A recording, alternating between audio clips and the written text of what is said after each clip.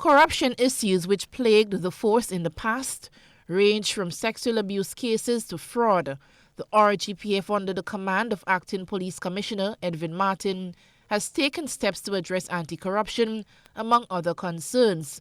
The Community Relations Department has now received additional responsibilities, that of professional standard, research and development, and audit and inspection. Head of the department, Superintendent Vanny Cohen, says as it relates to professional standard, they are focusing on the image of the force, as in the past couple months, the acceptance of gifts by police officers rocked the force. The biggest concern that we probably have is probably taking a gift or two from somebody who might give it for particular favors. It might be considered innocent based on how you look at it, but it's still part of the corruption cycle. You ought not to have used your job to benefit personally. And if there are to be any benefit, it must be a benefit to the organization and not to the individual. So that is something that we have seen a little bit of, and I think this is the biggest issue that we have had.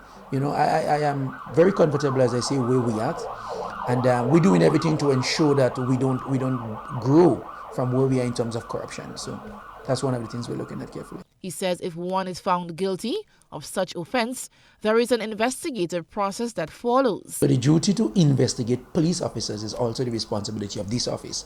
And in recent weeks and months, we have had some investigation that we have done at different levels. And a decision is made, a recommendation is made as to how we should treat with a particular investigation.